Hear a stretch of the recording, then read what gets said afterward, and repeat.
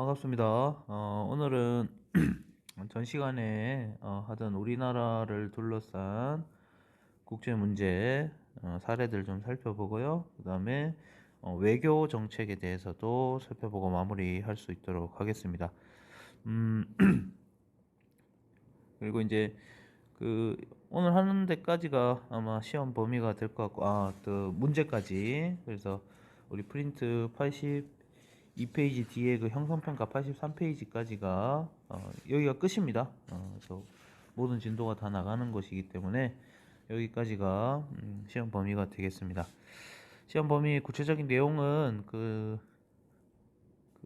저기 이번 주 첫 번째 시간에 8차 시에 제가 올려놨습니다. 그래서 그거 확인할 수 있도록 합니다. 그래서 전 시간에 이제 우리나라를 둘러싼 국제관계, 우리나라 국제 문제 어떤 게 있는지 살펴보는 건데요. 우리 교과서 202페이지 내용을 보시면 되겠습니다. 먼저 중국의 이호도 영유권 주장입니다. 이거는 좀 독도 문제에 비해서는 좀 생소할 수 있는데요. 이 바다의 어떤 영유권 주장을 지금 하고 있다 이렇게 보시면 되겠습니다. 자, 이호도는요 사실 뭐 섬이라고 보기에는 어렵습니다. 그냥 수중에 있는 물속에 있는 암초입니다. 그래서 제주도에서 서남쪽으로 149km에 있는 수중 암초인데 중국과의 거리는 247km고요. 그 다음에 일본과는 276km. 그럼 가장 가까운 데가 어디겠어요? 우리랑 가장 가깝죠. 보통 이제 여러분 지리 시간에 배우는지 모르겠지만은 그 배타적 경제 수역이라는 게 있습니다. 배타적 경제 수역. 그래서 이 배타적 경제 수역은 어, 우리 영해 기선으로부터 영해를 그 해안선을 이렇게 한 줄로 그어가지고, 그러니까 영해를 선정을 하는 데 있어 기준이 되는 거죠. 영해 기선으로부터 200캐리까지인데요. 요때 요 200캐리까지의 수역을 어떤 경제적인 권한을 부여하는 것을 우리가 배타적 경제 수역이다 이렇게 얘기하는데, 사실 요 이어도가 있는 이 수중 암초가 있는 이어도가 있는 부분은 사실 우리나라는 마라도가 이제 국도 최남단인데 마라도에서 제주도에서 149km죠. 그래서 우리에서 200캐리라고 하면 한 340km 정도 되는데, 우리에서부터 200캐리하고 중국에서부터 200캐리하고 어때요? 이게 어, 겹칩니다. 겹치는 부분이 발생을 하게 되죠. 거리가 짧아가지고. 그럼 이런 부분에서는 이제 국제법상 어떻게 적용이 되냐면은 그 중간선 원칙이라 해가지고 결국은 이 부분 겹치는 부분을 반으로 나눕니다. 이렇게 반으로 나눠요. 반으로 나누게 되면은 이어도는 사실 이어도 부근 해상은 우리의 어떤 배타적 경제 수역 안에 들어오게 되는 거죠. 근데 이제 중국은 어떤 다른 여러 가지 논리를 이용을 해가지고, 어떤 논리인지는 이따가 살펴보겠지만 논리를 이용해가지고 이어도 해상도 우리의 배타적 경제 수역 안에 들어간다 라는 주장을 펼치고 있는, 그렇게 보시면 되겠습니다. 그래서 우리나라는 이어도 부근은 왜 이렇게 중국이 이제 욕심을 내냐 하면은, 다양한 어종이 서식하는 황금 어장이고, 그 다음에 이제 중국, 동남아, 유럽 각지를 향해 하는 주요 항로이기 때문에 매우 중요한 지역이어서 자기의 어떤 배타적 경제 수역 안에 들어오기를 원하는 거죠. 그래서 우리나라는 이걸 지키기 위해서 2003년도에 이곳에 해양과학 기지를 건설하고 해양과학 연구를 진행하고 있습니다. 그래서 자국의 영토로 편입하고자 영유권을 주장을 하면서 우리나라와 갈등을 빚게 되고 있다 이렇게 보시게 되겠고요. 그 다음에 이제 독도 영유권 주장은 뭐 워낙 여러분들 잘 알고 있습니다. 그래서 독도는 우리 땅이죠. 그래서 국내외 많은 역사적 문헌이 뒷받침하고 있고요. 일본도 이를 여러 차례 인정한 바 있습니다. 그럼에도 불구하고 일방적으로 자국의 영토로 편입을 하고 뭐 다케시마의 날 이런 식으로 지정을 해가지고 자신의 영토로 주장을 막 하고 있죠, 국제사회에. 그래서 아까 국제사법재판소도 살펴봤지만 국제사법재판소에서 이 판결을 내자라는 주장도 계속하고 있습니다. 자, 그 다음에 이제 203페이지 사례 하나 보겠습니다. 동해 명칭 표기 문제죠.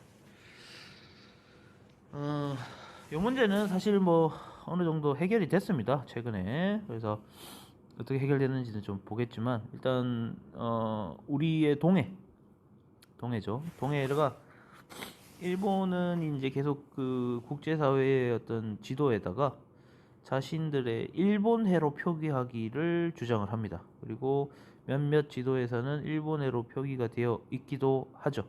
그리고 우리 역시 외교 방법을 통해서 이러한 꾸준하게 동해의 어떤 표기 필요성을 주장을 하고 있습니다. 그래서 우리나라도 97년도 국제연합 청회에서 처음으로 일본의 표기에 부당함을 제기했고 이후에 꾸준히 동해 표기의 당위성을 국제사회에 호소하고 있다.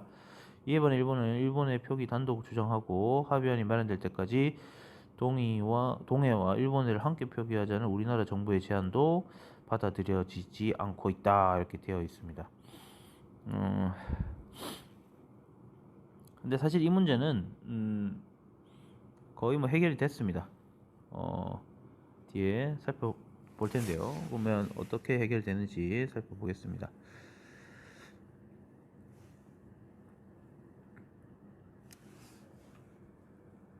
자,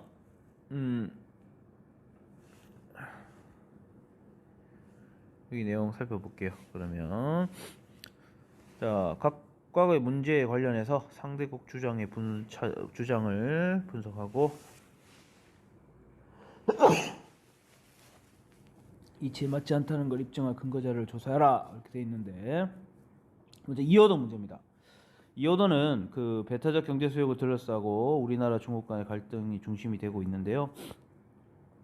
우리나라는 아까도 얘기했지만 중간선 원칙에 따라서 이오도 부근 해역을 대한민국 관할이라고 보는 반면에 중국의 입장에서는 이 대륙붕을 기준으로 정해야 된다는 점하고, 그러니까 영해 기선 자체를 대륙붕, 이 대륙붕이라는 거는 뭐 우리 그 바다 안에 이게 영토가 이렇게 있으면은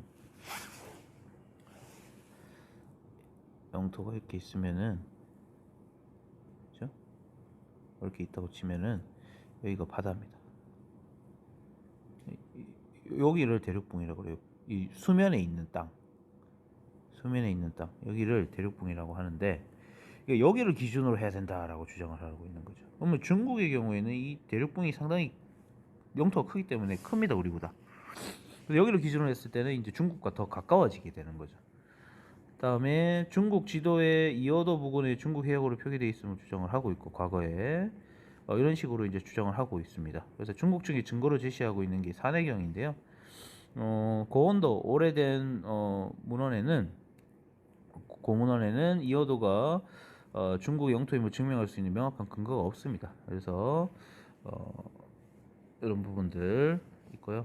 근데 중국이 이제 계속해서 자신의 역사를 이제 뭐 아까 동북공정도 얘기했지만 동북 쪽에 좀 노른자 땅 같은 경우에는 자기들이 이제 우리의 역사도 자신들의 역사라고 하고 땅까지도 이제 이렇게 주장을 하고 있다라는 거고요. 독도 영유권 문제입니다. 일본은 1600년대 일본이 독도를 이용했다라는 거 하고요. 그 다음에 1905년도 시마네현의 발표. 그 다음에 광복 후의 맥은 샌프란시스코 강화조약. 그 샌프란시스코 강화조약은 그러니까 일제 강점기가 끝나고 난 다음에 그 주요 내용이 이제 우리나라의 영토를 돌려준다 라는 내용입니다. 그래서 우리나라 영토와 영해를 다 돌려준다라는 내용인데 그 돌려주는 그 영토 안에 독도가 명시되어 있지 않다라고 주장을 하는 거죠. 그러니까 독도가 명시되어 있지 않기 때문에 독도는 너네 땅이 아니다 이렇게 주장을 하는 겁니다. 그래서 일본의 고문원에서는 그죠? 서북쪽 한계를 오키섬으로 기록하고 독도가 배제되어 있고 시마네현 편입은 러일 전쟁 중 한반도 침탈 과정에서 이루어진 국제법상의 불법적 조치다라고 되어 있습니다. 그래서 일본이 우리를 점령한 것 자체가 불법이기 때문에 그 점령한 후에 맺은 조약 역시도 불법적 조치다 이렇게 주장을 하고 있는 거죠, 우리는. 자, 그다음에 이제 3번입니다. 동해 표기 문제인데요. 일본은 세계 지도상에서 지난 수백 년간 일본해로 표기되어 있다는 점을 강력한 근거로 내세우고 있다. 동해 일본의 표기 변경은 우리나라 국권 침탈 시기에 이루어진 일이고요. 역시 현재 국제수로기구 IHO가 표준 지침이 바다에 이제 지명을 넣는 것이 아니고 고유 번호를 붙이는 거로 이제 우리 번호판 자동차 번호판처럼 그래서 동해나 일본해 같은 지명 대신에 알파벳과 숫자 등을 조합해서 해상 지도를 만드는 방식이 이제 도입되기로 했습니다. 따라서 일본해냐 동해로 표기하냐의 문제는 자연스럽게 해결되지 않을까 그렇게 보고 있습니다. 자 이제 우리나라의 외교 문제 살펴보겠습니다. 외교 정책입니다. 이제 외교가 뭐냐라는 거죠. 외교가 뭐냐. 그래서 외교란 한 국가에서 국제사회에서 어떤 자국의 이익, 그죠? 모든 외교의 목적은 자국의 이익입니다. 그래서 자국의 이익을 평화적으로, 평화가 꼭 들어갑니다. 평화적으로 달성하려는 모든 활동들을 우리가 외교다 이렇게 볼 수 있죠. 전쟁은 외교가 아닌 거죠. 그러면 이제 과거에 이제 우리 외교하면은요, 전통적 의미의 외교하면은 어떤 국가에서 정한 외교관들에 의해서 공식적으로 이루어지는 대외 활동들을 외교라고 봤은 반면에 오늘날에는 민간 차원에까지 확대가 되어서 뭐 BTS가 하는 미국 활동도 외교라 볼 수 있는 거죠. 그래서 국가의 대외적 목표를 달성하려는 모든 활동을 우리가 외교다라고 볼 수 있다는 거예요. 그래서 이제 강조되고 있는 게 그 스스로 사고하기 자료 204쪽에 있는 소프트 파워와 공공 외교인데요. 그 내용 좀 살펴보겠습니다.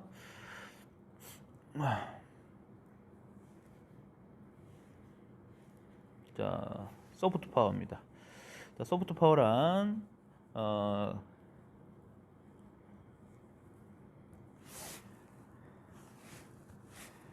강제나 강압적 방식이 아닌 자,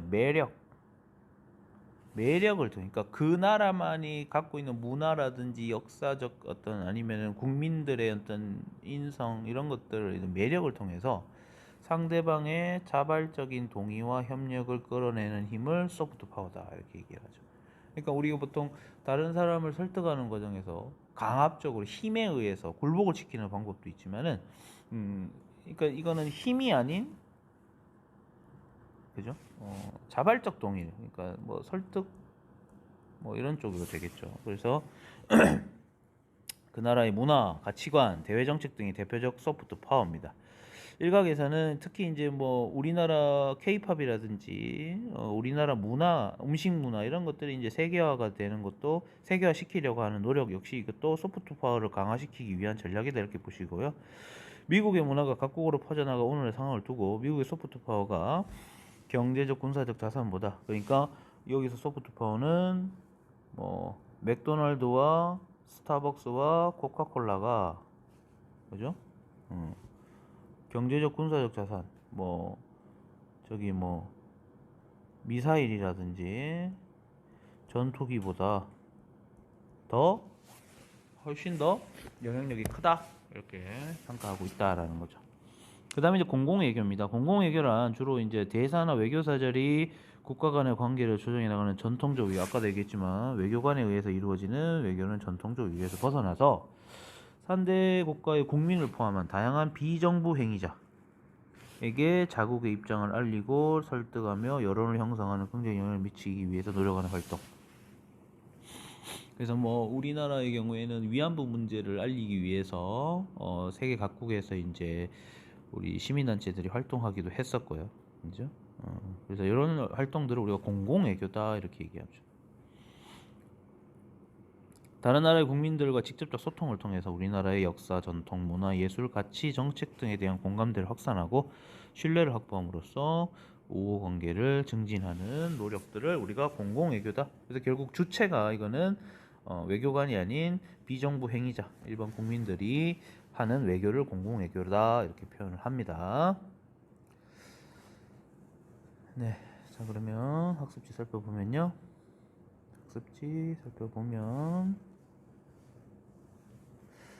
자, 그래서 오늘날의 외교 관계에서 소프트 파워나 공공 외교의 중요성이 점점 커지는 이유 이렇게 얘기했죠. 그래서 국가 간의 상호 의존성이 이제 세계화로 인해서 커집니다. 교류가 활발해지죠. 그러면서 교류가 확대되고 있고 경제나 정치 영역뿐만 아니라 문화 예술의 교류가 증가하고 있다. 따라서 더 이상 정치적 측면에서의 어떤 외교관들의 활동보다는 이런 문화 예술적 교류를 통한 소프트 파워와 공공 외교의 중요성이 커지고 있다. 이렇게 볼 수 있겠습니다. 자, 그다음에 이제 외교의 그러면 방법인데 아무래도 평화적 방법이어야 되겠죠. 따라서 외교의 방법 하면요 가장 대표적인 게 이제 설득과 타협이죠. 대화로 설득하고 타협하고 하는 활동들이 주체가 되고 이제 설득과 타협으로 이루어지지 않는 경우에는 우리가 좀 어느 정도는 위협을 가할 수는 있습니다. 약간 협박 같은 거죠. 너네가 이거 하지 않으면 우리는 이렇게 하겠다 라는 위협 정도지 실질적으로 물리적 강제력을 행사하는 것은 외교의 방법이 아니다라는 점 꼭 알아두십시오. 그래서 군사력이라든지 물리적 강제력을 행사하는 행위는 외교의 영역에 들어가지 않는다라는 겁니다. 위협까지 정도만 들어가는 거죠. 자, 추세입니다. 그래서 이념이나 명분, 과거 냉전 시대의 유물이었던 이념이나 명분보다는 아무래도 실질적인 이익, 실리를 추구한다. 그 다음에 특히 지역 내 국가 간의 지역 내 국가, 뭐 아시아면 아시아, 유럽이면 유럽 어떤 경제적 협력이 가속화되고 있다. 이런 게 이제 오늘날 추세죠. 경제뿐만 아니라 사회, 문화, 예술적 측면에서의 교류도 활발해지고 거의 유럽 연합 같은 경우에는 거의 한 나라죠. 그래서 이렇게 보시면 되겠고, 그다음에 이제 우리나라 대외 정책의 변화, 이거는 조금 이따가 살펴보고 영상으로도 제가 요 끝나고 난 다음에 영상으로도 그 5분짜리 영상 5분 사탐 요거 관계된 내용들 볼 수 있도록 하겠습니다. 자, 그럼 이제 마지막으로 우리나라의 외교 정책의 변화 잠깐 살펴볼게요. 그러면 영상 보기 전에 우리 교과서에 나와 있습니다. 교과서 205페이지 여기 내용을 한번 볼게요. 여기 한번 보시면은 제가 잠깐 설명을 드리면 자, 문제가 1950년대입니다. 50년대 하면 이제 전쟁이 일어났던 시대죠. 따라서 방공 외교가 중심이 됩니다. 미국 중심의 외교입니다. 거의 뭐 미국과의 관계가 거의 다다 이렇게 볼 수 있겠죠. 미국하고 관계를 맺으면서 공산권 국가들과의 어떤 적대적 관계를 유지했다 이렇게 보시면 되겠고요. 그 다음에 이제 60년대가 되면서 여전히 공산권 국가의 교류는 없습니다. 하지만 제3세계 국가, 그죠? 여기서는 냉전 체제다 이렇게 여전히 냉전 체제다 이렇게 보시고요. 냉전 체제 하에서 공산권 국가와의 교류는 없습니다. 공산권 국가와의 교류는 하지만 중국이나 러시아 같은 소련과 같은 나라들과는 교류하지 않았지만 새로운 제3세계 국가들과에 대한 외교를 강화하기 시작을 합니다. 그 다음에 이제 70년대가 되면서 조금씩 냉전 체제가 이제 붕괴가 되기 시작을 합니다. 그래서 뭐 중국이라든지 동유럽이라든지 이런 국가들과 외교를 하기 시작을 하고요. 그 다음에 문호도 개방을 하기 시작을 합니다. 그리고 이제 80년대가 되면서 격정적으로 이제 북방 외교. 여기서 북방 외교가 바로 이제 우리 북방에 있는 소련이나 중국, 동유럽 국가들과 외교 영역을 조금 더 확대하기 시작하죠. 이때부터는 이제 탈냉전 시대다 이렇게 보시면 되겠습니다. 그러다가 이제 90년대가 되면서 탈냉전이 본격화되고 이제 냉전 체제가 붕괴가 되죠. 90년대에 이제 탈냉전이 이루어졌고요. 그래서 긴장 관계 완화를 위한 어떤 남북 간의 만남이 이루어지기 시작하고 경제 협력이 이루어지고 그 다음에 이념보다는 실리적 외교를 전개하기 시작을 합니다. 그리고 2000년대 들어서는 남북 정상회담뿐만 아니라 북핵 문제와 같은 문제를 해결하기 위해서 육자회담. 그래서 육자회담은 그 남북 관계와 밀접한 관계를 맺고 있는 남북 문제 밀접한 갖고 있는 6개국 국가. 6개국 국가 하면 어떤 나라겠어요? 뭐 우리, 북한 당연히 들어가겠고, 미국 들어가겠죠, 중국 들어가겠죠, 러시아 들어가겠죠, 그 다음에 일본까지 요 이해관계가 있는 요 6개국이 만나가지고 북한의 문제를 해결하기 위해서 회담을 했습니다. 많이 했었고요. 그 다음에 이제 6.15 남북 공동선언도 채택을 했죠. 남북 정상회담 하면서. 그래서 화해 무드가 되고, 긴장관계는 여전히 또 이루어지고 있고, 북한 문제는 사실 평화와 긴장의 연속이다 이렇게 보시면 되겠고, 이런 식으로 이제 우리 외교 정책이 좀 변화했다. 그래서 영상을 이따가 보면서 좀 더 자세하게 살펴볼 수 있도록 합니다. 자, 마지막으로 이제 우리나라 외교 정책의 과제 어떤 식으로 가야 되느냐. 먼저 안보 및 통일 문제입니다. 아무래도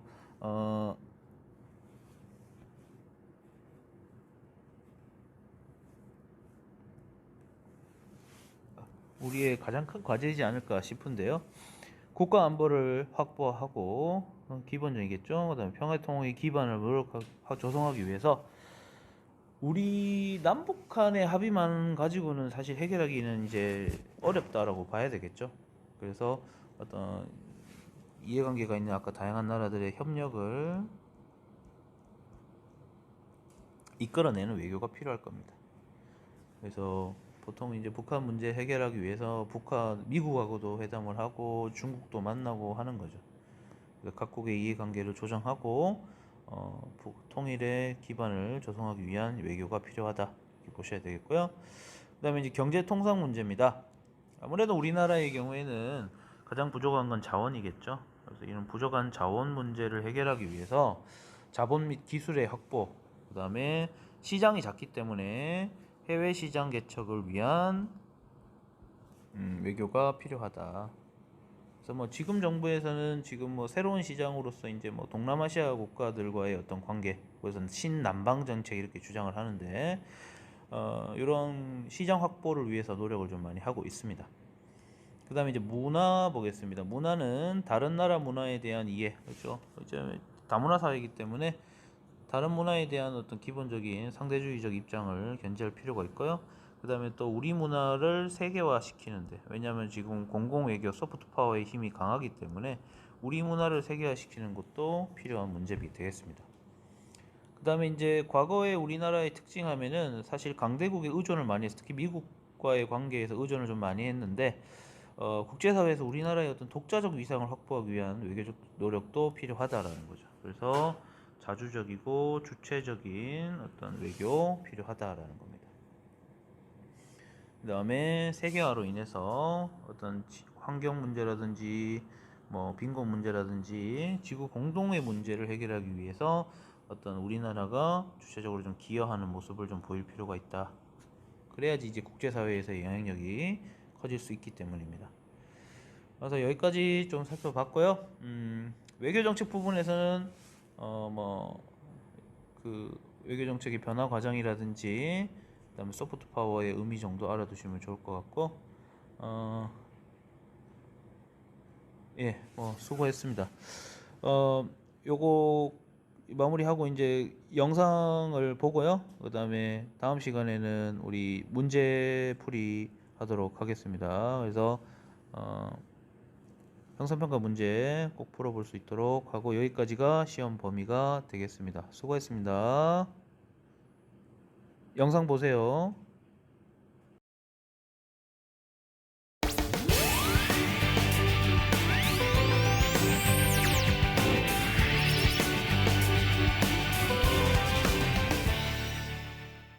남북이 오늘 7차 실무회담에서 개성공단을 다시 가동하고 정상적 운영을 보장하기로 합의했습니다.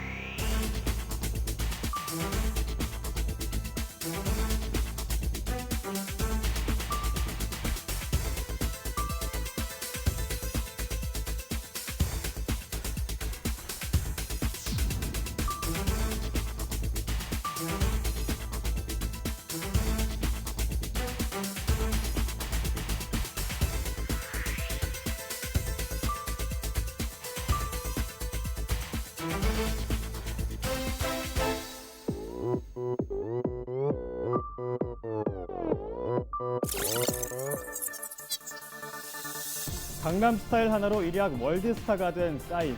강남스타일의 경제 효과가 1조 원에 육박할 거라는 주장이 나왔습니다.